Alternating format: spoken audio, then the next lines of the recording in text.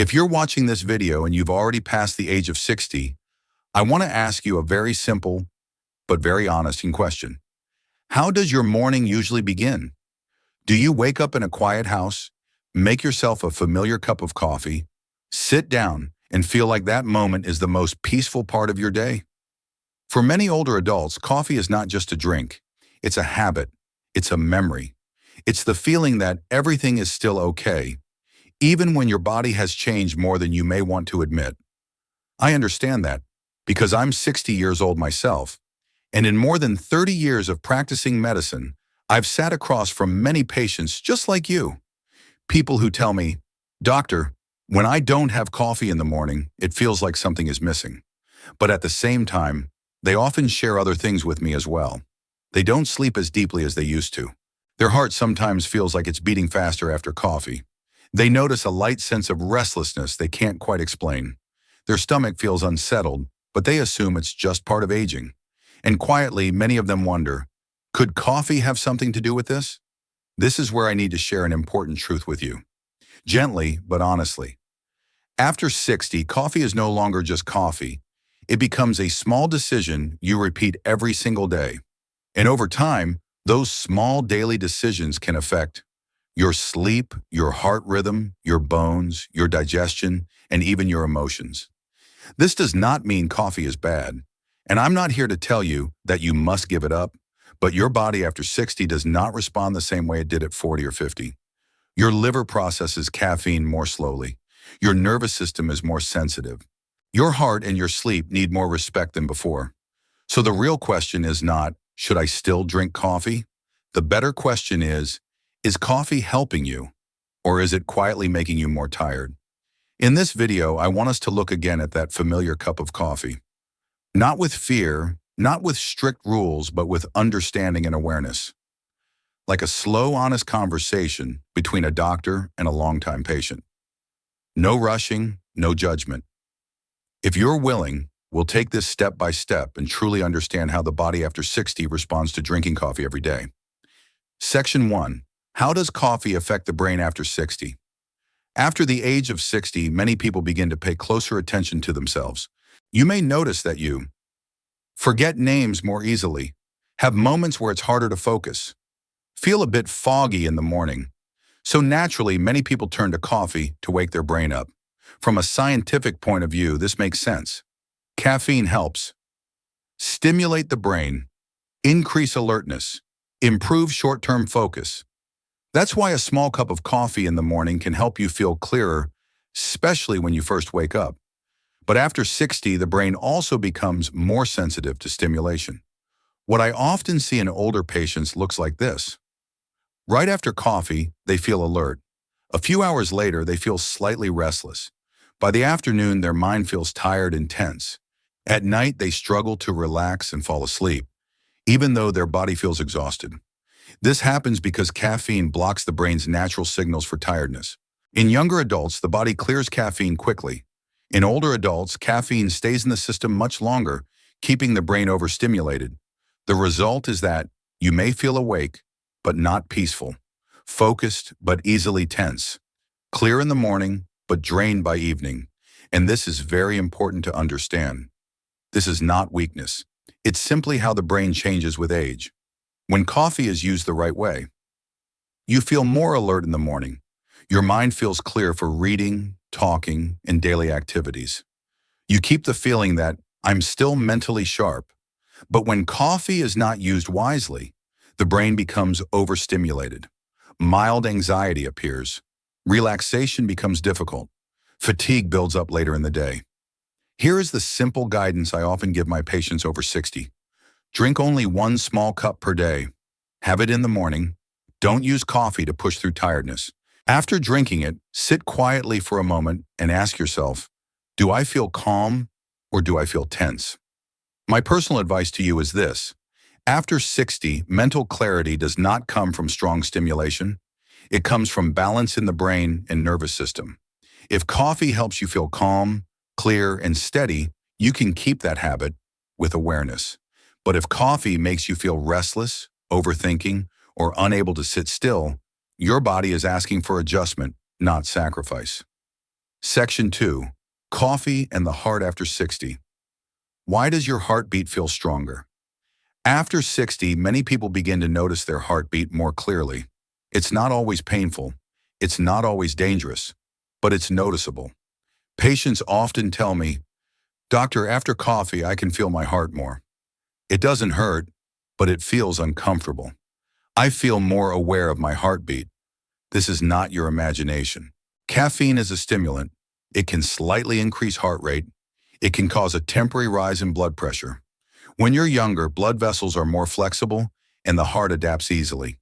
After 60, blood vessels stiffen and the heart works harder to move blood through the body. So when caffeine enters the system, its effects are felt more clearly.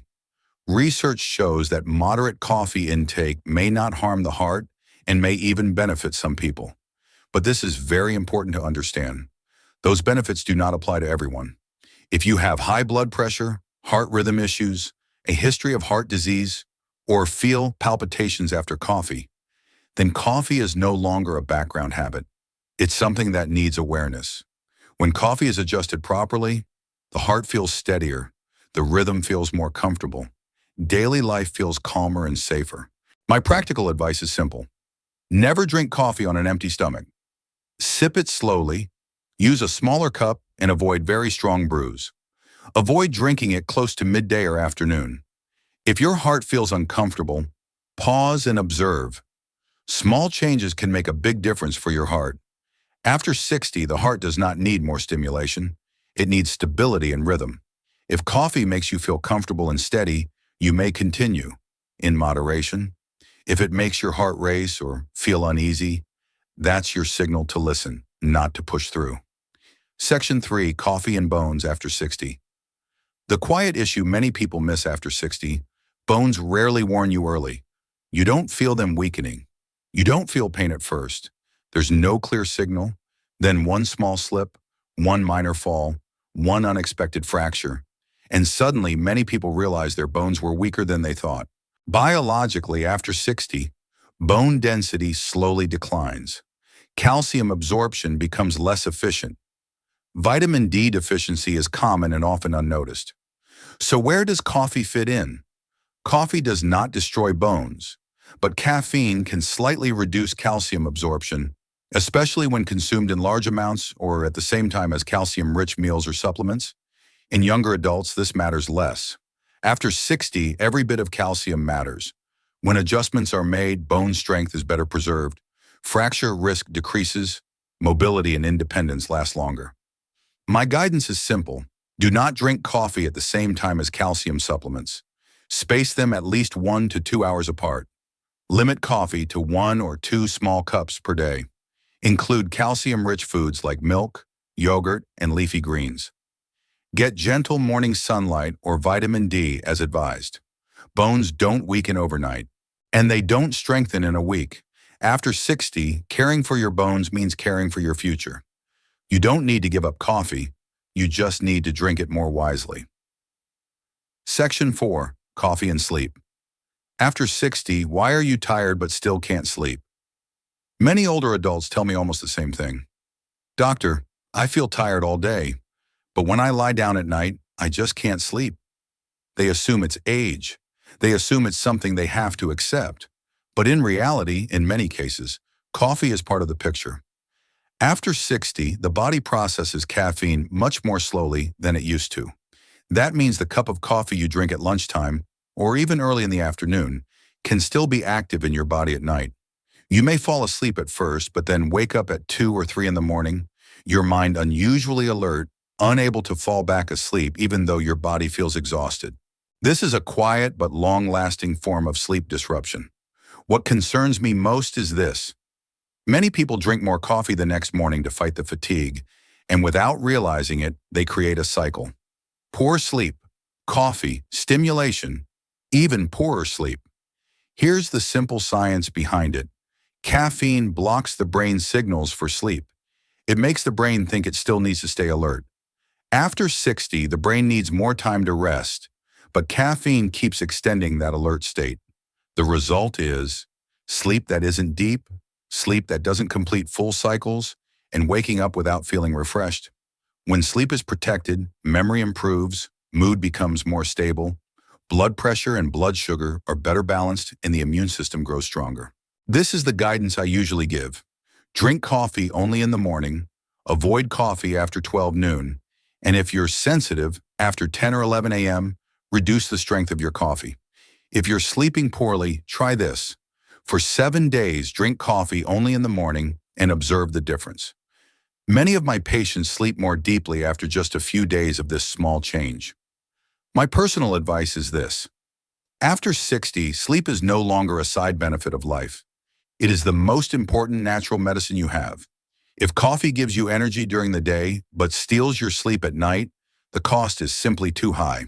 Drinking coffee wisely means drinking in harmony with your current biological rhythm, not old habits. Section 5. Coffee and digestion.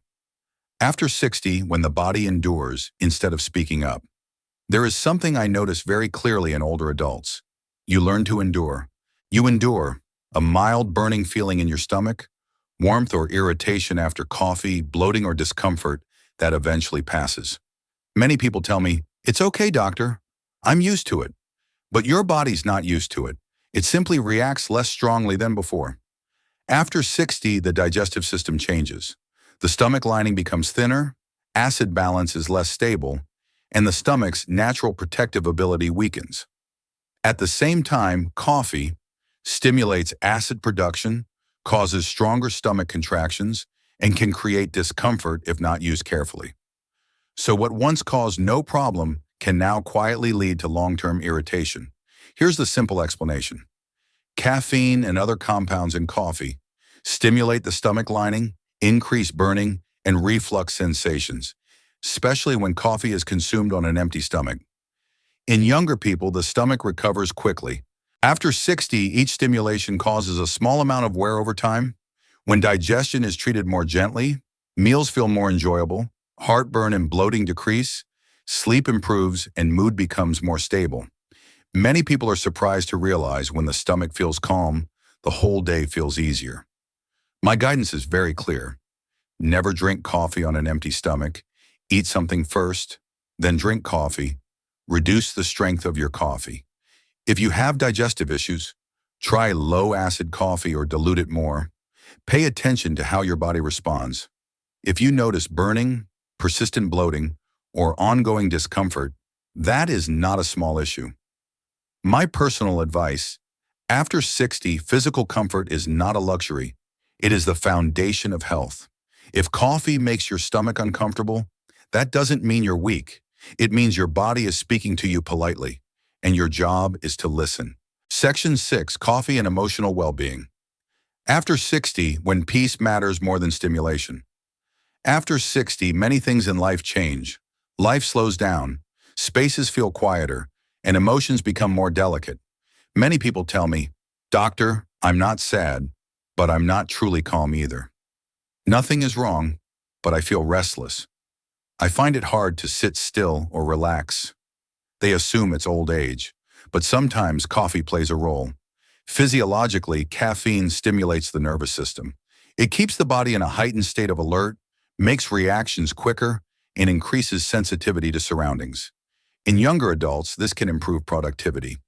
After 60, the nervous system needs stability more than stimulation. When caffeine's effect is too strong, you may feel more irritable, find it harder to relax, or feel unsettled for no clear reason. This doesn't always show up as obvious anxiety. It can be subtle, but persistent. After 60, the nervous system takes longer to switch off alert mode, and caffeine stays in the body longer. So even a small amount of caffeine can increase baseline tension, affect mood and sleep, and make it harder to feel at ease. When the nervous system is calmed, mood becomes steadier, relaxation comes more easily, sleep improves, and small moments in the day feel more satisfying. Many people are surprised to find that reducing coffee leads to noticeably calmer emotions. My gentle advice, keep coffee to 1 small cup per day, drink it slowly, don't use coffee to push your emotions or energy. After drinking it, ask yourself, do I feel warm and comfortable or tense and unsettled? If the answer is tense, that's a sign to reduce the amount or change the timing. My personal advice: after 60, peace is more valuable than forced alertness. If coffee brings you comfort, light joy in a calm morning, keep it as a ritual. But if it brings restlessness, tension, or emotional ups and downs, adjusting is an act of wisdom, not loss. So after 60, what does drinking coffee every day really mean? Now let's return to the original question. What truly happens if you drink coffee daily after 60? My honest answer is this: coffee is not your enemy, but it is no longer an unconditional habit like it was when you were younger. After 60, coffee becomes a relationship, one that requires understanding your body, listening to its responses, and adjusting when necessary. For some people, a small cup of coffee in the morning brings warmth, gentle alertness, and a familiar sense of comfort. For others, too much coffee, coffee that's too strong, or coffee too late in the day can quietly disrupt sleep, strain the heart, increase mental tension, irritate digestion, and affect bone health over time. The most important thing I want you to remember is this: after 60, the goal is no longer stimulation to do more. The goal is balance to live more comfortably. Drinking coffee wisely at this stage often means one small cup, not too strong, in the morning, never on an empty stomach, not using coffee to fight fatigue or push emotions, and always asking, how does my body feel right now? If coffee helps you feel calm, steady, and clear, you may continue, mindfully. If coffee makes you restless, disrupts your sleep, or causes discomfort, cutting back is not a loss. It is self-respect. Before we finish, I'd like to ask you one question, and I truly hope you'll answer in the comments. After watching this video, do you think you'll change how you drink coffee? Even a small change may help someone else feel understood. If you found this helpful, please subscribe and join me here each day. We share gentle, practical health guidance designed especially for older adults, so you can live a little slower, but healthier, and with more peace each day. This video is for educational purposes only and does not replace personal medical advice. Thank you for spending this time with me today. Take good care of yourself, and I'll see you in the next video.